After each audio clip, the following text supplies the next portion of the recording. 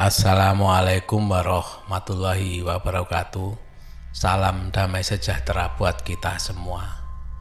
Ketemu lagi di Dongeng Tengah Malam. Ini masih suasana Idul Fitri ya. Masih bisa kita memanfaatkan di hari yang fitri ini untuk saling meminta maaf dan saling memaafkan. Mudah-mudahan dengan kita memberi maaf dan kita meminta maaf, terhapuskanlah dosa-dosa kita selama ini. Dan Tuhan selalu memberikan jalan yang terbaik buat kita semua, karena tidak ada halangan lagi.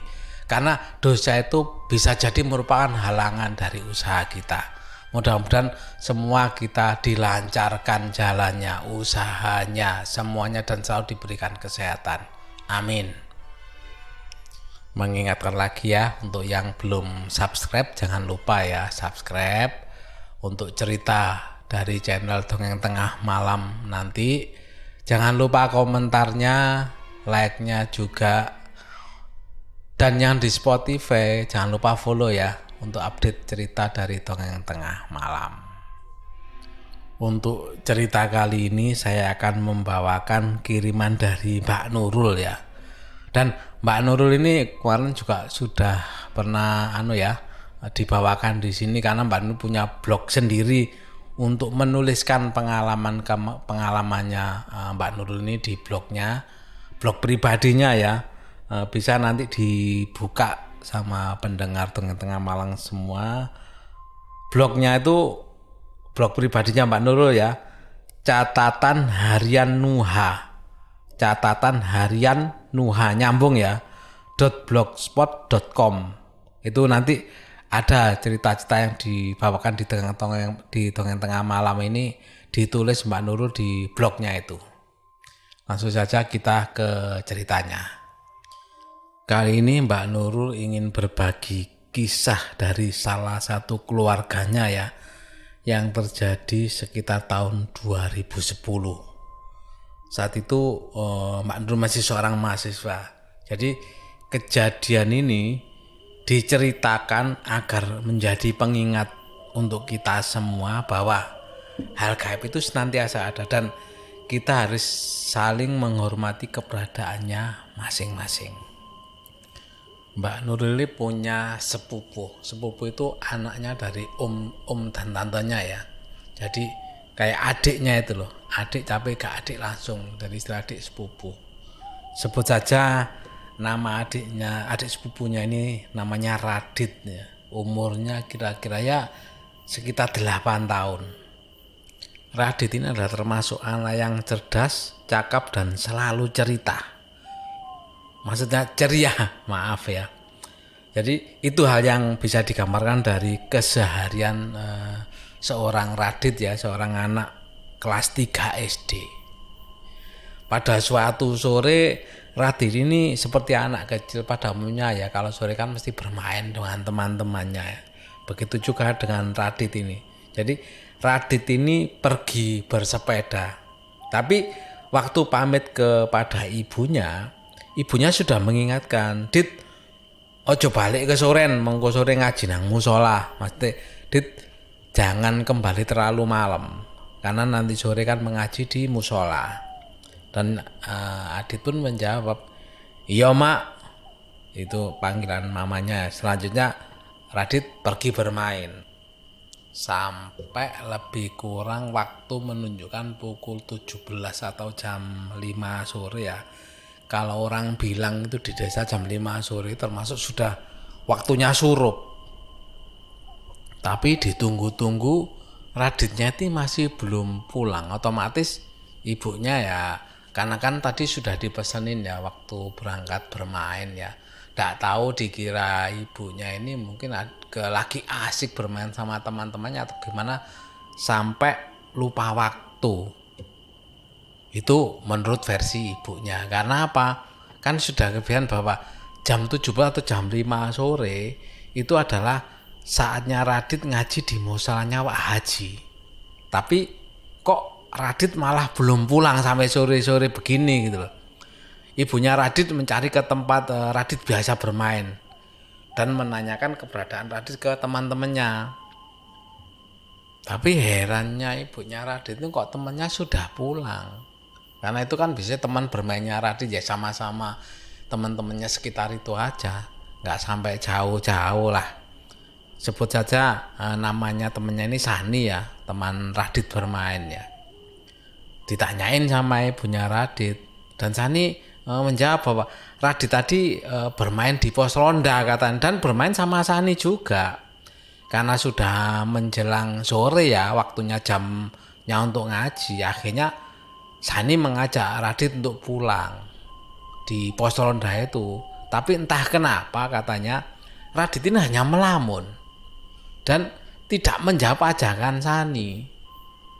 Karena dilihat Radit kok diem aja, Sani yang merasa takut kalau nggak segera pulang ya kan, waktunya sudah menunjukkan hampir jam 5. Takut dimarahi ibunya tentunya. Akhirnya ya sudah, sama Sani Adit ditinggal sendirian dan Sani pulang ke rumahnya dengan berjalan kaki. Mendengar cerita dari Sani itu otomatis ibunya Radit itu ya sempat jengkel gitu loh, kemana lagi bermainnya padahal temannya kan sudah pulang semua. Akhirnya ibunya Radit, tantenya Mbak Nurul ini ya, sempat menelpon ke orang tuanya Mbak Nurul, tepatnya ayahnya ya, dan bertanya perihal keberadaan Radit, karena memang Radit itu sukanya biasanya bermain ke rumahnya Mbak Nurul ini. Tapi waktu itu ya ayahnya Mbak Nurul kan baru pulang dari kerja ya, yang menyampaikan bahwa Radit ini tidak ada di rumah, maksudnya di rumahnya Mbak Nurul ini ya. Sampai waktu itu ya menunjukkan waktu maghrib ya, memasuki waktu maghrib. Tentu dan tantenya Mbak Nurul atau orang tuanya Radit ini ya semakin panik mencari kemana keberadaan Radit. Karena apa? Yang dituju nggak ada lagi kalau nggak bermain sama teman-teman. Tapi jamnya kan sudah lewat. Biasanya sih, makanya biasanya kan main di rumahnya. Nah ini nggak ada semua. Ya orang tua mana yang nggak panik, apalagi Radit ini termasuk kan anak sematawayang, anak satu-satunya. Mendengar berita tidak pulangnya Radit otomatis kan menggemparkan seluruh keluarga dan juga tetangga-tetangga. Karena gak biasa anak kecil bermain sampai gak pulang sehabis maghrib, itu gak biasa. Bahkan ada spekulasi ya dari orang-orang yang bilang bahwa Radit main terlalu jauh, mungkin tersesat gitu. Ada pula sampai bilang Radit ini mungkin diculik sama Kalong Wewe. Ya itu yang membuat orang tuanya Radit semakin apa ya, was-wasnya itu semakin tinggi, semakin kekhawatiran semakin tinggi. Masa Radit sampai diculik sama namanya makhluk gaib tersebut, atau bahkan mungkin main jauh tersesat. Karena apa? Radit memang sebenarnya nggak pernah main terlalu jauh, nggak pernah. Mainnya ya paling sekitaran situ aja sama teman-temannya. Tapi karena keluarganya Radit, om dan tantenya Mbak Nurul ini ya kan tinggal di desa ya, jadi mereka itu masih memegang kepercayaan bahwa jika ada seorang anak yang hilang, maka akan dicari dengan cara membunyikan berbagai peralatan dapur, dibikin tabu-tabuan lah ya. Itu menurut kepercayaan. Karena apa? Tadi kan ada sampai berpikiran mungkin diculik Kalong Wewe. Kalau itu benar lah, ini kan salah satu caranya mungkin tradisi ya, itu membuat tabu-tabuan atau memukul-mukul alat dapur ini sehingga rame, ya panci, ya penggorengan, wajan, sodel dan sebagainya lah dibuat untuk tabu-tabuan ini. Dan memang nanti diharapkan dari gaduhnya bunyi-bunyian ini kan bisa dibayangkan ya, kalau namanya panci, wajan, penggorengan ini ditabuh, itu bunyinya kan memang nyaring dan memekakkan telinga ya. Jangan kan gitu, ada wajan jatuh ke bawah aja suaranya itu mengagetkan seluruh rumah. Kalau mungkin ada yang pernah mengalami ya, kalau sodel itu kan kecil itu nggak terlalu, tapi namanya wajan atau panci jatuh itu biasanya heboh, dalam artian heboh gini loh. Oh, ada apa gitu sampai jatuh itu, nggak apa-apakah yang di dapur itu sampai menjatuhkan peralatan-peralatan itu. Makanya dibuatkan tabu-tabuan suara kebisingan ini kan diharapkan membuat si pencuri ini akan merasa terganggu dan segera mengembalikan anak yang diculiknya. Itu harapannya, dan itu mungkin tradisi dari nenek moyang dulu yang di desa itu ya. Dan karena ini tradisi, jadi kejadian ini mungkin pernah terjadi sebelumnya, sehingga walaupun jaraknya lama dulu ya, kayaknya itu pernah terjadi sebelumnya. Makanya ada tradisi, dan tradisi tapi sepertinya umum ya di desa-desa lain. Bahkan di tempat waktu kecilnya Pak D juga pernah menceritakan ya, diculik itu ya sama. Jadi membuat tabu-tabuan, bunyi-bunyian dari peralatan dapur ini. Mungkin tradisi cara untuk mengembalikan anak yang diculik tadi. Bakdo maghrib atau selesai maghrib dimulailah pencarian Radit ini dengan persiapan tadi ya, alat-alat tadi. Dan yang mencari ini bukan hanya keluarga, tetapi juga tetangga-tetangga sekitar juga ikut mencari, membantu untuk mencari Radit, yang dimulai dari sekitar rumah ya. Jadi dari sekitar rumah mulai membunyikan tabuan-tabuan tadi yang dibawa tadi. Dicari ke sana kemari sampai lebih kurang 1 jam ya pencarian habis maghrib tadi ya. Radit masih belum ditemukan. Dan itu tentu saja membuat ibunya Radit ini ya menangis terus-terusan, bahkan sampai sempat pingsan karena anaknya belum ditemukan. Seperti saya bilang tadi bahwa itu adalah anak semata wayangnya. Bisa dibayangkan anak semata wayang hilang masih belum ditemukan. Sampai pencarian masih diteruskan ya, sampai sekitar pukul 23 atau jam 11 malam tetap Radit masih belum ditemukan. Bisa dibayangkan ya, jadi mulai habis maghrib sampai sekitar jam 11 malam orang kan tanpa henti-hentinya melakukan pencarian terus menerus. Ya otomatis namanya orang ya, dengan melakukan tanpa henti-hentinya kan sudah mulai merasakan kelelahan, kecapean yang dirasakan tetangga dan kerabat-kerabatnya yang ikut mencari tadi. Sampai ada salah satunya yang mempunyai ini atau berinisiatif ya untuk memanggil orang pintar. Jadi memanggil orang tua untuk mencari keberadaan Radit itu ada di mana. Akhirnya ya sudah sebutnya yang orang pintar ini sebut saja namanya Pak Hadi ya. Akhirnya mereka memanggillah Pak Hadi untuk datang ke lokasi. Mungkin bisa membantu menemukan keberadaannya Radit itu ada di mana.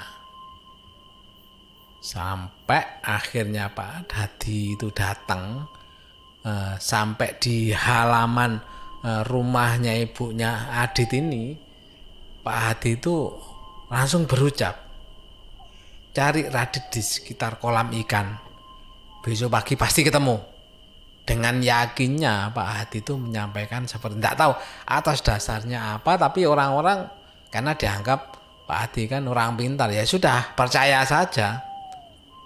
Oh ya, gambaran dari rumah om tantenya Mbak Nurul ini atau rumahnya Adit ini ya, di seberangnya itu memang ada kolam tambak ikan air tawar milik tetangganya.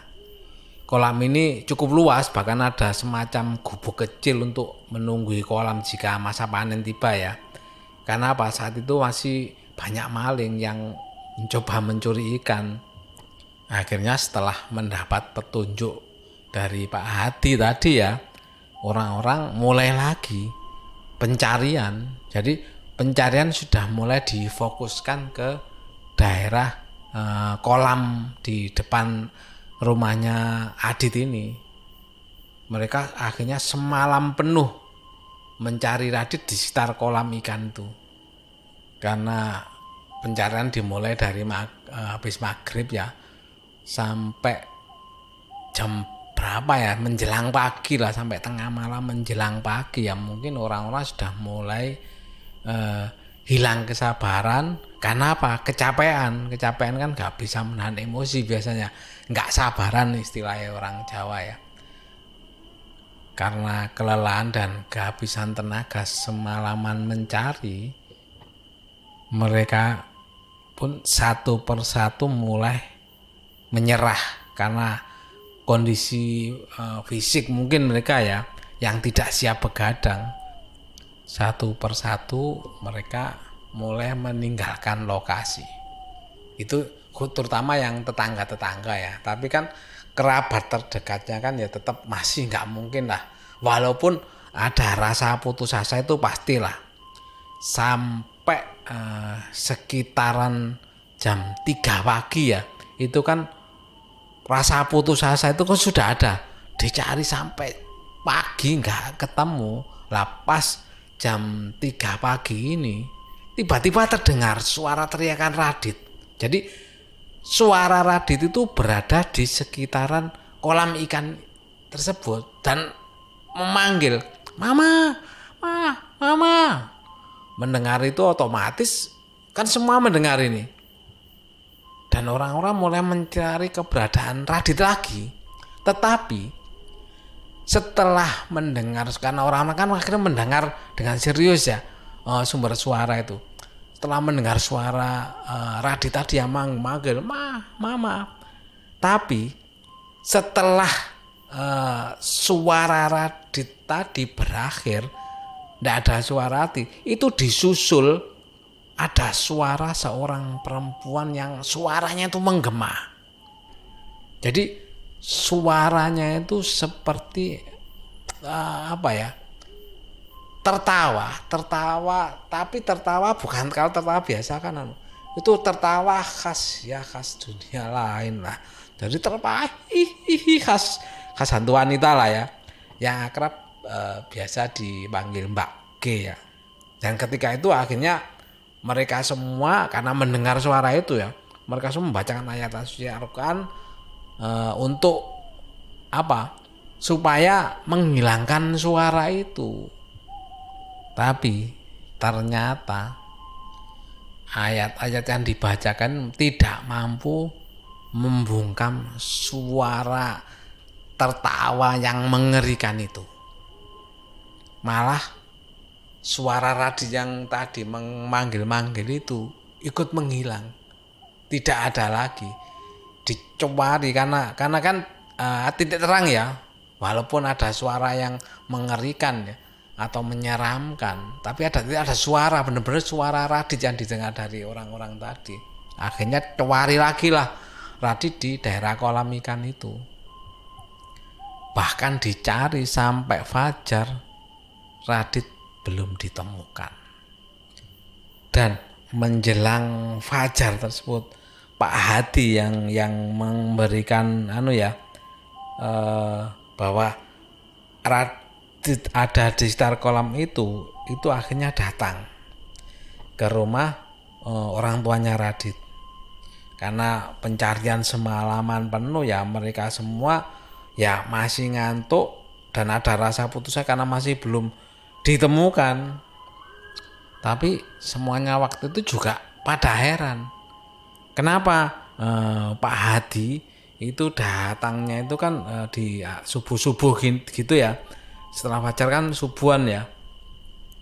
Itu Pak Hadi datang dan mengajak semuanya untuk melihat kolam ikan itu, untuk mengecek keberadaan Radit. Begitu sampai di kolam ikan yang sudah diobok-obok tadi malam, dicari di sana sini yang tidak kelihatan keberadaan Radit, mereka semua pada kaget dan mereka semua jadi lemes tak berdaya Di situ mereka semua melihat Radit tak sadarkan diri di bawah gubuk sambil memegang kabel lampu. Dan ketika diangkat tubuhnya itu sudah kaku, tangannya gosong dan badannya mulai membiru. Jadi Radit ditemukan dalam keadaan meninggal dunia. Innalillahi wa inna ilaihi raji'un. Karena Radit ditemukan dalam keadaan meninggal dunia, ya akhirnya Adit ya gimana lagi, orang tuanya juga pasrah, nggak bisa apa-apa. Ya akhirnya mengurus jenazah dan pemakaman Radit. Dan sempat juga sih juga diperiksa polisi ya di tempat itu, dan dugaan polisi bahwa Radit itu memegang kabel yang tidak utuh karena mungkin terkelupas digigit tikus apa-apa dan terjadi konsleting sehingga Radit tersengat aliran listrik dan meninggal di tempat. Dan bukan di kampung namanya. Kalau kematian tidak wajar itu menjadi sensasi. Berbagai pendapat pun mulai muncul ya. Jadi menurut penerawangan Pak Hadi, Radit ini merasa mengikuti ibunya pulang ke rumah. Yang mana itu adalah bukan ibunya Radit, tapi jin yang menyerupai ibunya Radit. Nah kemudian karena Radit mengikuti ya, akhirnya Radit diculik ke dunia mereka hingga sekitar pukul 3 dini hari dan baru dikembalikan oleh makhluk tersebut di sekitar kolam ikan. Namun naas ya, mungkin Radit memegang kabel kemudian terjadi konsleting listrik menyebabkan Radit meninggal. Cerita ini sama Mbak Nuri ya ditulis tahun 2020 sebagai pengingat bahwa 10 tahun yang lalu itu keluarga besarnya Mbak Nurul pernah mengalami kehilangan yang menyakitkan. Entah benar atau tidak Radit meninggal karena diculik kalong wewe ya. Yang pasti kita sebagai manusia senantiasa eling pada Yang Maha Kuasa. Selalu memohon perlindungan, pun kita harus menghormati adanya kehidupan lain yang berdampingan dengan kita walaupun itu kasat mata. Itu tadi terakhir pesan dari akhir cerita Mbak Nurul ya. Diakhiri dengan pesan-pesan dari Mbak Nurul. Ya ikut belasungkawa ya Mbak Nurul atas meninggalnya sepupu adik sepupunya ini. Mudah-mudahan karena masih kecil ya, mudah-mudahan selalu berada di sisi, diberikan terbaik tempat yang terbaik di sisinya. Amin. Itu tadi kiriman cerita dari Mbak Nurul. Mudah-mudahan bisa dijadikan pelajaran. Cerita itu benar atau tidaknya wallahu alam, Tuhan yang tahu. Dan harapan dari Dongeng Tengah Malam dengan pengalaman yang diceritakan di sini bisa dijadikan pelajaran bagi diri kita semua, diri kita sendiri, dan juga semoga sebagai hiburan ya, semoga teman-teman sahabat dari Dongeng Tengah Malam semua bisa terhibur. Itu saja dari Dongeng Tengah Malam. Terima kasih telah mendengarkan cerita dari Pak D. Mudah-mudahan semuanya selalu dilancarkan rezekinya. Amin. Selalu senantiasa diberikan kesehatan tanpa sakit apapun. Amin. Akhirnya saya akhiri. Wassalamualaikum warahmatullahi wabarakatuh.